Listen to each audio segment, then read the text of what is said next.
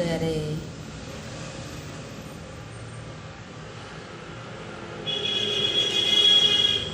ഇങ്ങനെ വെറുതെ ഇരുന്നിരുന്നിരുന്ന് ബോറടിയാണ്.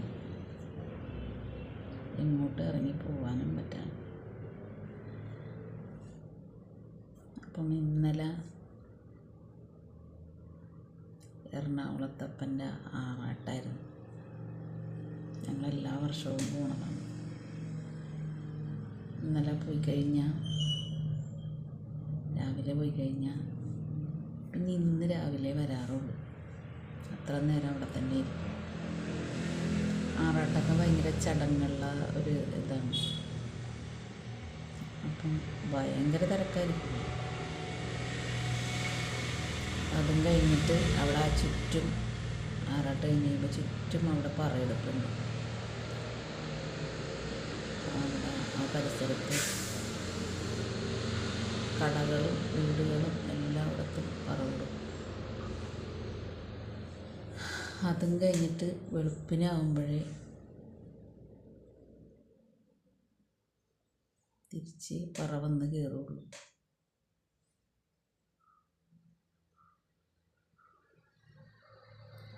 ആ സമയം വരെ നമുക്കൊരു ക്ഷീണവും ഉണ്ടാവില്ല, ഒന്നും ഉണ്ടാവില്ല. നമ്മളിങ്ങനെ എവിടെയെങ്കിലും ഇരിക്കുക, നടക്കുക ഒക്കെ ചെയ്താൽ ചില സമയത്തൊക്കെ സ്റ്റേജ് പ്രോഗ്രാം ഉണ്ടാകും. ചിലപ്പോൾ ഉണ്ടാവില്ല കേട്ടോ, എന്തെങ്കിലുമൊക്കെ ഉണ്ടാവും. സംഗീതമൊക്കെ എന്തെങ്കിലുമൊക്കെ ഉണ്ടാവും. അപ്പം അതൊക്കെ കണ്ടിരിക്കുക, അല്ലെങ്കിൽ വെറുതെ വന്ന് അവിടെ ആ ഗ്രൗണ്ടിൽ വന്ന് വെറുതെ ഇരിക്കുക. ഇഷ്ടം പോലെ ആൾക്കാരുണ്ട്. കൊച്ചു പിള്ളേർ തുടങ്ങി ഇങ്ങനെ ഓടിക്കളിച്ച് അതുങ്ങളുടെ കളി കണ്ട് തന്നെ ഇരുന്ന് നമ്മുടെ സമയം പോണതില്ല. അത്രക്കും എന്താ പറയുക, എല്ലാവരും ആഘോഷിക്കണ ഒരു ഉത്സവം എറണാകുളത്തൊക്കെ ഉണ്ട്. എവിടെ നിന്നൊക്കെ ആളുകൾ വരും എന്നറിയാമോ? എനിക്കിന്നലെ പോകാൻ പറ്റി. ഞാൻ ഇവിടെ ഇങ്ങനെ വീട്ടിൽ വെറുതെ ഇരുന്ന്. അതുപോലെ തന്നെയാണ് ഞങ്ങളുടെ നായരമ്പലം അമ്പലത്തിൽ, നായരമ്പലം വലിയ അമ്പലം എന്ന് പറയും ഭഗവതിയുടെ. അവിടെ കൊടിയേറി. അവിടെയും പോക്ക് നടക്കില്ല. വയ്യായിക കൊണ്ടിട്ട് പോയി പൊടിയും മഞ്ഞും അതൊന്നും എനിക്ക് പറ്റില്ല. ഇപ്പോൾ ശ്വാസം ഇങ്ങനെ ഭയങ്കര ബുദ്ധിമുട്ടുണ്ട് എടുക്കാനായിട്ട്.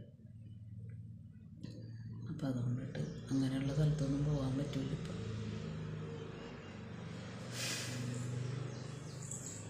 അപ്പം അവിടുത്തെ പ്രത്യേകത എന്ന് പറഞ്ഞാൽ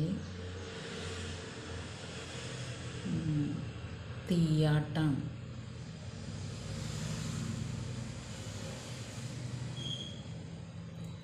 എല്ലാ ദിവസവും തീയാട്ടുണ്ട്. തീയാട്ട് എല്ലാ ദിവസത്തെ തീയാട്ട് തീർന്നിട്ടാണ് അവിടെ അമ്പലം അടക്കുന്നത്. അപ്പം ആ പ്രത്യേകതയാണ് അവിടെ. ആ തീയാട്ട് നടക്കുമ്പോൾ തീയാട്ട് നടക്കുന്നത് ശിവഭഗവാന്റെ മുമ്പിലാണ്. ദേവി കെട്ടി ആടി വന്നിട്ട് ആ ഭഗവാന്റെ മുമ്പിലാണ് ഈ തീയാട്ട് നടക്കുന്നത്. പക്ഷേ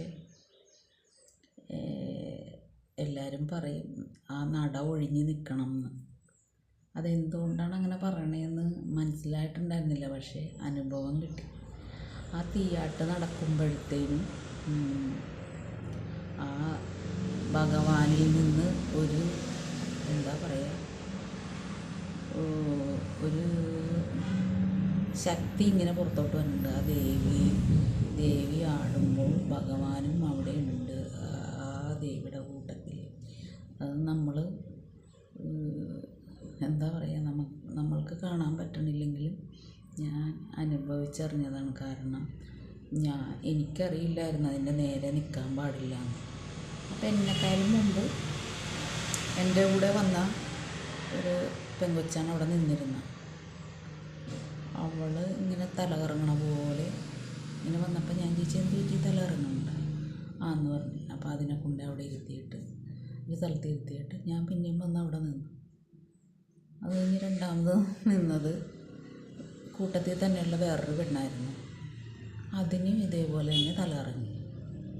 അപ്പം ഞാനോർത്ത് എന്താണാവോ അങ്ങനെ തലകറങ്ങണ കാര്യം എന്നോർത്ത് ഞാനവിടെ നിന്നു. പക്ഷേ നമ്മൾക്ക് നിൽക്കാൻ പറ്റില്ല. കാരണം അവിടെ നിന്നുള്ള തേജസ്സിൻ്റെ ഇത് നമ്മുടെ ദേഹത്തടിക്കുമ്പോൾ നമുക്കത് താങ്ങാൻ പറ്റില്ല. അത്രക്ക് എന്താ പറയുക, ശക്തിയുള്ള ഒരു ഊർജവും ഇങ്ങോട്ട് നമ്മളിലേക്ക് അടിക്കണം. അതുകൊണ്ടിട്ടാണ് നട ഒഴിഞ്ഞ് നിൽക്കണം എന്ന് പറയുന്നത്. പക്ഷേ അത് അനുഭവത്തിലൂടെ കിട്ടിയപ്പോഴാണ് എനിക്കത് ബോധ്യമായത്. അപ്പം അത്രക്ക് ഇതുള്ളതാണ് ആ തീയാട്ട് കഴിയുമ്പോൾ ദേവി വന്ന് നമ്മുടെ തലക്കിങ്ങനെ പിടിച്ച് ഇങ്ങനെ തലയിൽ അനുഗ്രഹിക്കണ ഒരു ഇതും കൂടിയുണ്ട്. അപ്പം ശരിക്കും അത് കണ്ടാലേ നമ്മൾക്ക് മനസ്സിലാവുള്ളൂ. അത്രക്ക് എന്താ പറയുക, ഒരു ശക്തി അവിടെ ആ സമയത്ത് ഉണ്ട്. അത് നമ്മൾക്ക് ആ അനുഗ്രഹം കിട്ടാന്ന് പറഞ്ഞാൽ അതൊരു ഭാഗ്യം തന്നെയാണ്. ചിലർക്കൊന്നും പറ്റില്ലായിരിക്കും. അപ്പം